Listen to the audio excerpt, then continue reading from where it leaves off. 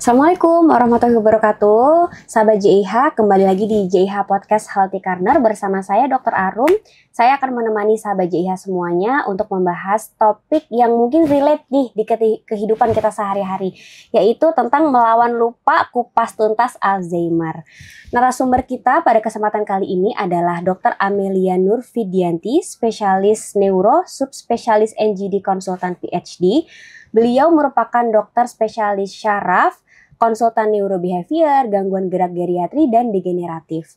Juga beliau mampu menangani penyakit stroke, nyeri kepala, vertigo, juga subspesialistiknya terkait dengan demensia, Alzheimer, Parkinson, gangguan memori, gangguan bicara, dan lain-lain. Kita sapa dulu ya narasumber kita pada siang hari ini. Halo dokter, apa kabar dok? Alhamdulillah baik. Baik ya dok ya? Baik, Dokter, alhamdulillah. pakai pin apa itu dok? Wah, ini tahu aja nih dokter Iya. Arum. Ini pin Alzheimer dok, karena kita kan tiap tanggal 21 September itu kita memperingati Hari Alzheimer. Jadi ini saya pakai pin Alzheimer Day. Oke, sesuai banget sama tema yang mau kita bahas ya dok ya. Iya. Oke, dokter, sebenarnya apa sih dok yang terjadi di otak kita saat kita menua dokter? Ya, ini pertanyaan yang pasti ditanyakan juga nih sama pasien ya dok ya seringnya. Jadi kalau kita menua, itu memang yang jelas otak tentunya volume tidak sama dengan yang masih muda. Secara ukuran memang akan lebih mengecil. Nah, tetapi mengecilnya kalau penuaan normal, itu masih mengecil dalam laju yang normal. Artinya nggak akan jadi kecil mengker sekali, itu tidak. Tapi memang iya, secara ukuran dibanding yang masih muda, lebih kecil. Nah, selain itu, fungsinya kalau untuk fungsi fisiologis pada umumnya kayak yang mengatur bernafas dan lain-lain, mengatur bergerak itu harusnya masih sama selama tidak ada penyakit yang lain. Jadi kalau penuaan normal itu otaknya dikatakan volume berkurang betul, tetapi bukan yang mengecil sekali dan fungsinya masih normal. Itu kalau secara umum penuaannya normal dok. Nah, kecuali kalau kita bicara penuaannya penyakit itu beda lagi. Oke, Iya. jadi memang ada penurunan fungsi sel-selnya juga ya dok ya, terkait Iya. dengan ukuran daripada bentuk otak itu Volume, sendiri iya. ya dok ya. Baik, dokter, ada pun yang bilang banyak orang yang bilang lupa-lupa nih dok di usia tua itu adalah wajar. Betul begitu atau ada yang perlu diwaspadai dok? Ya, jadi lupa, kalau kita bilangnya lupa karena usia tua itu normal. Misalnya pasien usia tua yang wajar, yang lupanya wajar itu kalau misalnya disuruh menyimpan barang, itu kadang lupa lagi di mana harus mengambil. Atau seringnya kan, waduh, tadi saya naruh di mana ya kuncinya gitu. Saya naruh di mana nih dompet. Tapi kalau yang lupa yang normal, setelah dikasih waktu, misalkan menit, jam, ingat lagi, itu normal. Nah, tapi kalau pasien lupa, tapi sampai berhari-hari tidak ingat, bahkan mungkin sampai lupanya itu lupa nama keluarganya. Nah, ini hati-hati, ini penuaan atau kita sebutnya penuaan lupa yang bukan normal, bukan karena faktor penuaan. Oke, Ya, jadi lupa ada yang normal dan tidak. betul. Jadi lupanya itu tergantung quality dan kuantitinya ya dok ya. Ya, betul. Oke, jadi harus dievaluasi lebih lanjut ya dok. Iya. Apalagi lupanya tuh hal-hal yang vital gitu ya dok ya. Betul, yang Harusnya tadinya keluarga familiar. Kan, betul, keluarga kan harusnya nggak lupa, ini kok Iya. jadi lupa gitu ya dok ya. Betul. Oke, dokter, gimana kita membedakan lupa dengan tanda awal demensia atau Alzheimer? Ya, kalau tadi penuaan normal itu adalah pada akhirnya akan ingat setelah dikasih waktu. Tapi kalau penuaan atau pelupa yang Alzheimer, itu kan dia jelas tidak normal. Tidak normalnya kenapa? Karena pada Alzheimer itu otaknya tadi memang mengkeret, kecil, dengan laju yang lebih cepat dari yang penuaan normal. Nah, sehingga ketika seseorang itu lupa, tapi karena Alzheimer, kita sebutnya pikun. Pikun yang demensia. Jadi pikun tuh aslinya, pikun itu tidak normal aslinya, patologis atau memang kondisi yang karena penyakit, yaitu demensia, salah satunya Alzheimer. Nah, selain dia lupa, jadi lupanya dia itu adalah satu, dia sering mengulang. Misalnya kalau ditanya, atau dia sendiri bertanya, tadi saya udah makan belum? Nanti beberapa menit kemudian tanya lagi, tadi saya udah makan belum ya? Gitu. Atau bahkan dia habis ngomong sama putranya nih, dari mana Le? Gitu misalnya ya. Udah selesai, habis itu katakanlah 10 menit lagi. Dari mana Le? Nanya lagi. Sekau ngendi? Dari mana? Padahal tadi sudah ditanya. Nah, ini kalau yang lupanya sampai pertanyaan berulang-ulang nih hati-hati, ini salah satu tanda Alzheimer. Nah, yang kedua memang Alzheimer itu adalah kondisi otak di mana tadi ada pengecilan ya dok ya. Dan gejala pertama kali yang muncul adalah memang lupa tadi. Tapi sebetulnya dia ada gejala lain selain lupa yang tidak normal, ada gejala lain. Misalnya dia saat berbicara itu tidak jelas. antara yang keluar itu tidak sesuai atau tidak bisa keluar sama sekali, atau dia bicaranya itu muter-muter tapi tidak sampai ke intinya. Jadi ada gangguan dalam fungsi berkomunikasi atau menamai barang tuh nggak tahu ini gelas, ini bunga, itu nggak ngerti, itu juga bisa. Atau yang berikutnya bisa dalam bentuk dia kesulitan dalam fungsi eksekutif. Fungsi eksekutif ini adalah kemampuan merencanakan atau memplanning. Misalnya, kalau sahabat JIH misalnya mau datang periksa ke JIH tentu tahu ya harus pakai baju apa, misalnya harus bawa apa, bawa identitas, itu kan semua udah biasa seperti itu.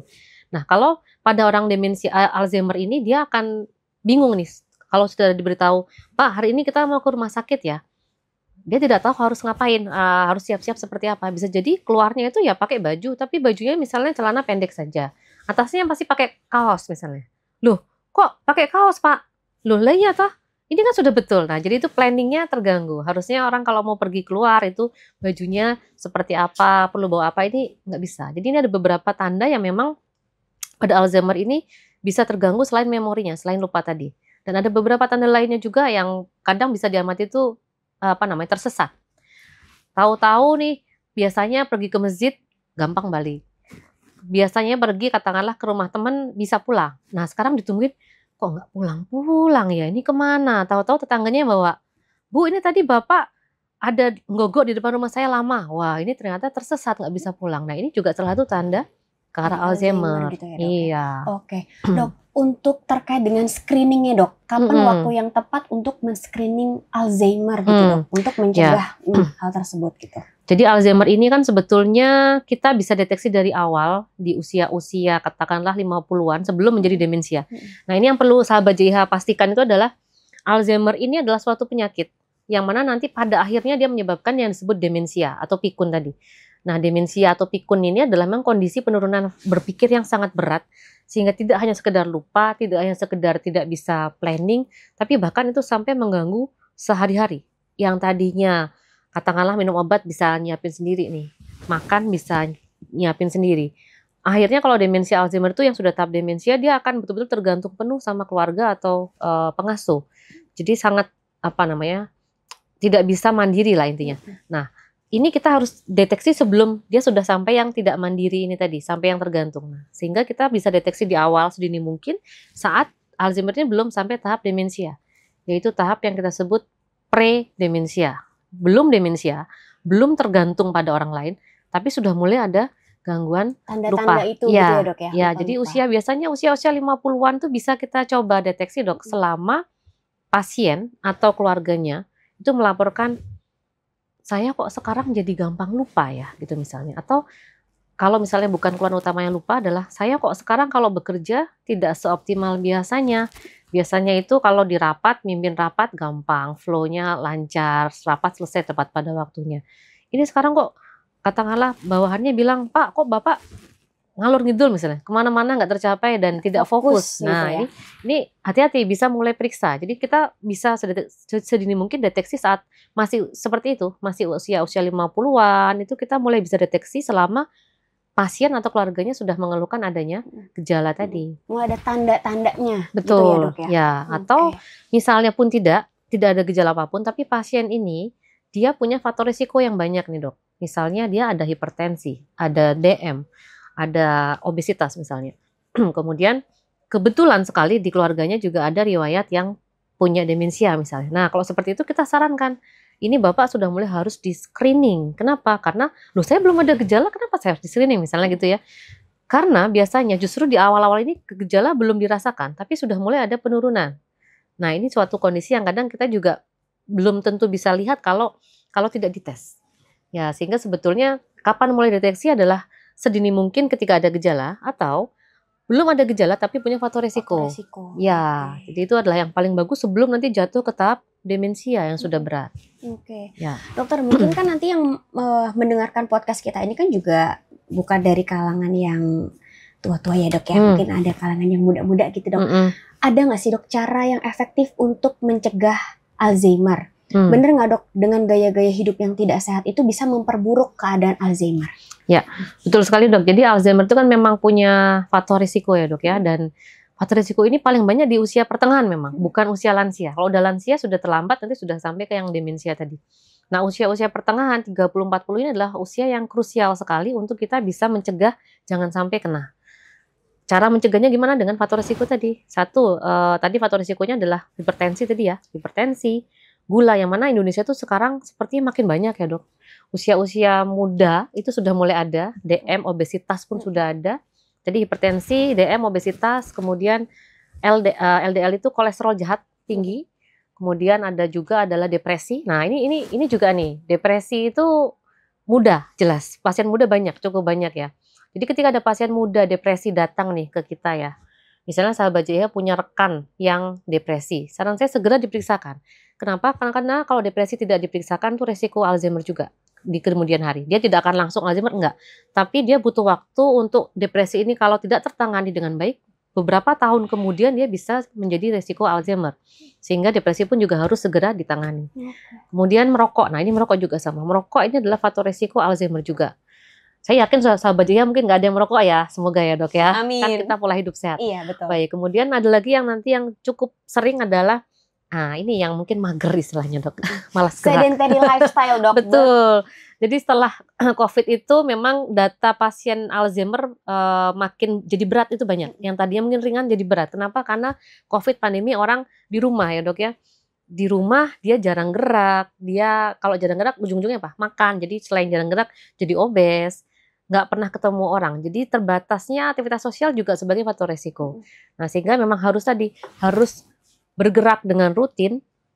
Harus ketemu sama orang, sosialisasi kayak kita gini ya. Ini kan sosialisasi juga sebenarnya. Kemudian tadi perilaku yang berbahaya, merokok di stop. Kemudian tensi, kalau ada sakit tensi ya tentunya diobati. Ada sakit gula diobati dan pola hidupnya bagus. Jadi ini semua kita bisa cegah asal faktor resiko tadi betul-betul kita tangani. Jangan sampai aku masih muda, nggak apa-apa, nggak olahraga ini gitu ya. Aku masih sehat kok. Sekarang bilang gitu, nanti pertengahan itu mulai muncul. Kadang anak muda itu kan memang sedang banyak energi ya dok ya, semangat. Sehingga mereka ngerasa juga, saya tidak punya penyakit apa-apa kok, saya nggak ada hipertensi, saya nggak ada gula. Tapi kalau nggak pernah bergerak itu sama, pada akhirnya kan menjadi kedepannya bisa berisiko sekali. Sehingga ya kita tadi bisa cegah dari sejak usia muda dengan memperbaiki lifestyle tadi. Iya, ya. Betul. Memang dok, lifestyle yang buruk ini memang PR banget ya dok ya. Penyakit degeneratif juga di Indonesia masih angkanya jadi tinggi banget ya dok. Betul. Silent disease-nya, DM, hipertensi di Indonesia masih PR banget. Apalagi nenek moyang kita kan cara masaknya dulu kan goreng-goreng terus ya dok. Jadi itu susah banget untuk mengedukasi itu, untuk menghindari itu pun juga susah gitu ya. Oke, dok. Banyak yang bilang kalau kita banyak main catur, bikin teka-teki, nah itu bisa mencegah Alzheimer. Itu fakta atau mitos? Ya, kalau mencegah penurunan kognitifnya betul ya. Jadi catur, teka-teki silang, main aktivitas otak, game-game otak itu kan banyak ya dok sekarang. Itu bisa mencegah penurunan kognitif. Ya, kita sebutnya penurunan kognitif itu penurunan fungsi berpikir. Nah, tapi kan penurunan fungsi berpikir ini bisa karena apa saja? Bisa karena Alzheimer tadi salah satunya, bisa karena stroke, bisa karena penyakit yang lain. Tapi memang sudah ada buktinya, ada penelitian sudah dibuktikan bahwa dengan aktivitas otak yang semakin banyak dan beragam, itu otaknya akan lebih terlindungi dari Alzheimer. Memang iya. Jadi dia adalah suatu fakta kalau otak kita itu semakin aktif, dengan cara apapun, artinya tidak harus teka-teki silang. Karena ada orang yang bilang, masa sih TTS gitu? Itu salah satu opsi sebenarnya. Tapi banyak yang lain. Kalau misalnya sahabat JH di sini suka line dance, itu juga bisa. Karena line dance itu selain aktivitas fisik, dia kan mikir ya, habis ini gerakannya gimana? Kan kadang bersilangan, itu juga mikir. Atau kalau sahabat JH suka gambar, suka menulis, itu juga salah satu aktivitas otak yang bagus. Dia bisa memproteksi otak sehingga Alzheimer bisa resikonya rendah, tidak kena istilahnya begitu. Tapi sekali lagi tidak hanya itu saja. Artinya jangan lantas, ya sudah, karena itu bisa mencegah, saya tak ngisi teka-teki silang saja. Nggak cuma itu sebenarnya, harus kombinasi tadi, tetap dilakukan pola hidup yang baik. Lifestyle tetap. Jadi tidak ada cuma satu faktor risiko, enggak. Mereka semua akan saling berkaitan soalnya. A whole ya dok ya. Betul. Mungkin bagi sahabat JH yang udah punya keluarga atau justru malah punya tanda-tanda Alzheimer dini seperti itu dok, jika sudah terjadi Alzheimer dok, apakah bisa disembuhkan dok? Ya. Ini pertanyaan yang sering tanya, tapi saya jawabnya sedih nih sebenarnya. Iya, gitu. Karena sampai sekarang belum ada obatnya menyembuhkan dok. Tapi sahabat Jaya tidak usah khawatir, meskipun Alzheimer ini belum bisa disembuhkan, kita punya obat untuk mengontrol gejalanya agar tidak semakin berat.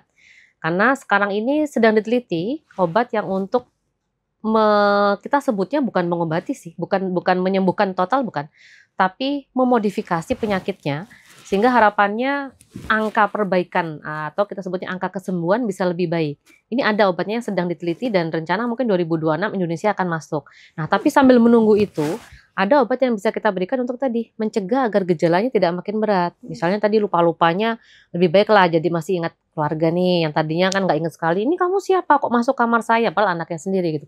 Nah, itu ada obat yang kita bisa berikan untuk mencegah agar dia tidak semakin berat, itu ada. Jadi ya tidak bisa sembuh, tapi bisa kita kendalikan. Oke.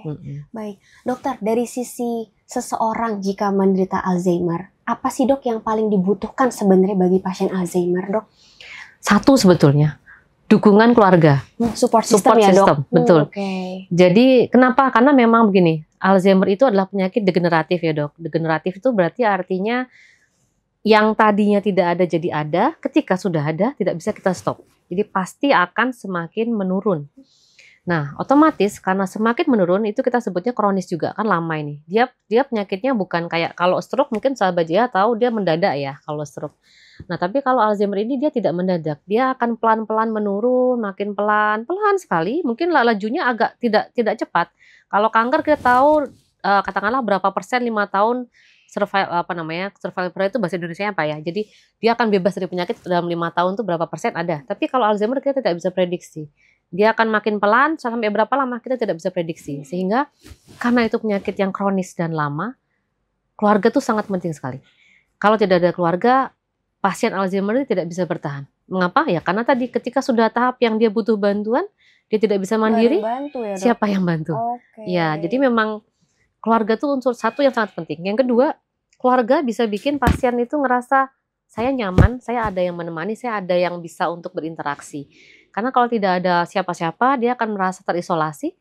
Terisolasi bikin semakin menurun Alzheimer-nya. Jadi memang betul-betul keluarga ini satu hal yang sangat dibutuhkan. Dan keluarga juga yang pada akhirnya bisa membantu mengurangi gejala yang berat tadi. Berat, ya, walaupun kadang memang keluarga pasti akan jadi sasaran. Sasaran tuh maksudnya pasien Alzheimer ada yang akhirnya kita sebutnya paranoid atau curiga dok. Dia curiga misalnya ini ada pasien saya yang curiga istrinya selingkuh. Ibu selingkuh ya gitu. Dia curiga begitu. Tapi ini karena Alzheimer-nya. Sudah diberitahu udah di gimana caranya tetap nggak bisa karena otaknya memang kita sebutnya ya sedang error lah. Tidak bisa membedakan mana yang betul mana yang tidak. Nah pada akhirnya memang ketika seperti itu keluarga ini semakin stres. Karena satu sisi harus ngerawat pasien, yang kedua kok dicurigai terus gitu. Nah sehingga memang sebetulnya meskipun caregiver atau keluarga ini adalah yang paling penting bagi pasien Alzheimer, tapi keluarga itu juga penting untuk diperhatikan. Ya karena ini tadi jadi sasaran kemarahan oleh pasien tadi. Nah jadi kenapa kalau pasien Alzheimer saya selalu bilang, Bapak Ibu ada keluarganya nggak? Karena kita akan diskusikan bersama nanti rencana mau bagaimana. Kalau sudah berat apa yang bisa kita lakukan dan jangan sampai keluarganya pun jadi menurun. Karena pada akhirnya keluarganya pun bisa kena demensia juga soalnya. Ya karena itu memang suatu hal yang cukup melelahkan. Dan Indonesia memang kita budayanya budaya kolektif ya dok. Bukannya lantas ada lansia seperti itu dikasih ke panti jompo atau apa, kita mungkin belum sampai sana.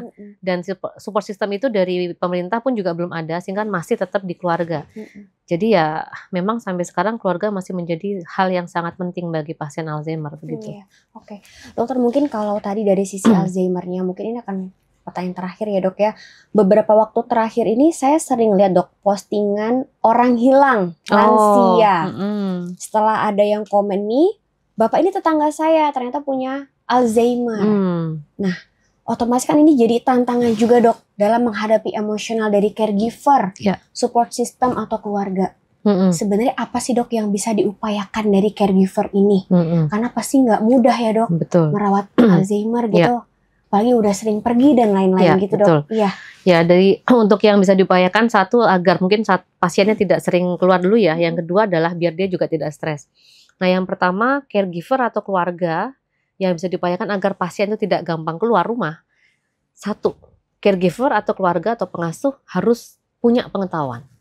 Nah, kalau di Jogja, ini sahabat ya, kita punya komunitas namanya Alzheimer Indonesia. ALZI, singkatannya ALZI cabang Yogyakarta itu ada. Di situ berkumpul orang-orang yang keluarganya itu menderita Alzheimer.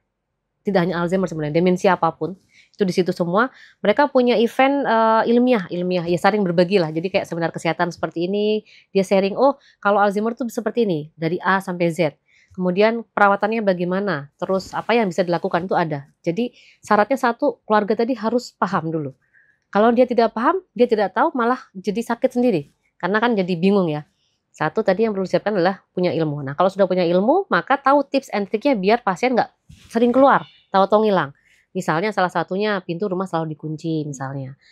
Kalaupun dikunci, loh dok, bapak saya tuh bisa buka kunci. Nah ini seringnya gitu. Oke, berarti kalau gitu kuncinya agak atas sedikit. Nah karena kalau di atas nggak bisa nih, belum sampai kepikiran ambil kursi manjat tuh belum, nggak akan sampai ke situ. Sehingga bisa diakali dengan ke atas atau dengan kunci yang lain yang agak lebih kompleks misalnya, sehingga tetap bisa tidak keluar. Itu salah satunya. Atau bisa juga nanti pasien tadi yang terkena Alzheimer diberikan mainan ataupun stimulasi apapun yang membuat betah di dalam rumah.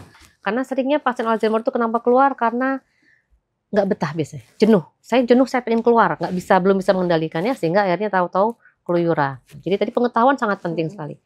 Yang kedua, selain pengetahuan, karena si caregiver atau pengasuh dan keluarga ini juga tadi faktor yang penting, dia harus punya media untuk mengeluarkan bebannya, burden. Kalau enggak nanti kita sebutnya burnout. Burnout itu sudah kepayahan, kelelahan yang luar biasa sehingga tadi ambruk. Nah, beberapa pasien saya juga akhirnya yang sakit duluan pasangannya. Yang maaf sekali dipanggil duluan pasangannya. Karena rata-rata pasangan atau caregivernya juga sama-sama usianya lansia. Kalau pas beruntung mungkin punya pramurukti ya yang bisa bantu ya, atau punya anak atau siapa yang masih lebih muda, lebih kuat. Tapi kalau sama-sama seusianya sama, itu harus perhatikan kondisi diri sendiri juga. Sehingga caregiver harus pastikan kalau bebannya berat, udah mulai kepayahan, burnout, udah mulai lelah, silahkan tarik diri dulu. Jangan rawat pasien itu. Jangan. Karena kalau sedang kepayahan, nggak optimal juga. Dimarahin iya, nggak kopen iya, caregivernya pun juga sakit. Nah, sehingga ini tadi satu pengetahuan, yang kedua harus tahu saya masih mampu nggak. Kalau saya tidak mampu merawat lagi, maka istirahat dulu, minta bantuan. Gitu. Jadi memang ini center kita kalau melawat pasien demensia itu tidak hanya pasiennya saja, tapi caregivernya juga. Iya, betul. Jadi memang kalau boleh ditarik benang merahnya ya dok ya, jadi keluarga atau caregiver itu punya faktor yang sangat penting gitu ya dok. Betul. Sehingga tulus aja tuh nggak cukup. Betul. Yang pertama pastinya kita harus tahu knowledge-nya dulu. Betul. Ya Alzheimer ini apa sih yang ada di kepalanya, jangan sampai dia sebel-sebel doang ya, sama betul. orang tuanya atau mungkin kakeknya gitu ya dok Iya. ya. Atau yang kedua adalah komunitas, Ya. cari komunitas ya Betul. dok. Supaya benar-benar kita sesama tahu ya apa yang sedang kita rasakan, karena mungkin gejala pasien Alzheimer jadi satu ke yang lain kan juga pasti mirip-mirip ya dok ya. Jadi bisa sharingnya bisa lebih enak daripada yang merawatnya mungkin penyakitnya beda dari yang Alzheimer. Gitu ya. Betul. Oke. Baik, sahabat JH tadi ya, Dr. Amelia sudah menerangkan, memberikan kita knowledge yang sangat baik sehingga kita juga makin berwawasan lagi ya dok terkait penyakit Alzheimer, baik yang sedang menjalani Alzheimer itu sendiri ataupun caregivernya. Ya. Jadi tahu ada ALZI. Betul. Yogyakarta ya dok Yogyakarta. ya. Betul. Nah itu kan mungkin nggak semua orang tahu ya dok. Ya. Seperti itu. Nanti bisa googling dok. Kalau misalnya bisa belum tahu bisa cari, dia punya Instagram juga. Kalau nggak salah alzi.yogyakarta, kalau nggak salah saya lupa. Coba dicek ya sahabat. Saya lupa soalnya apa, tapi bisa dicari, ada kok komunitasnya itu dan sangat mudah untuk dijangkau. Iya, kita juga berharap support sistemnya juga ibarat waras gitu ya dok ya, supaya quality of life dari Alzheimer juga semakin panjang, quality of life yang menjaga pun juga semakin panjang. Betul, gitu ya dok sekali, ya. Betul. Oke, Dr. Amelia terima kasih banyak atas waktu dan Sama-sama. kesempatannya sudah berkenan memberikan kita wawasan pada siang hari ini dokter. Ya, Sama-sama. bagi sahabat JIH yang ingin masih mendengarkan JIH Podcast di Rumah Sakit JIH, bisa mendengarkan di Instagram dan YouTube kami ya sahabat JIH. Kita pamit dulu ya dok ya. Baik, sampai jumpa kembali sahabat JIH. Wassalamualaikum warahmatullahi wabarakatuh. Waalaikumsalam. Sampai jumpa sahabat JIH.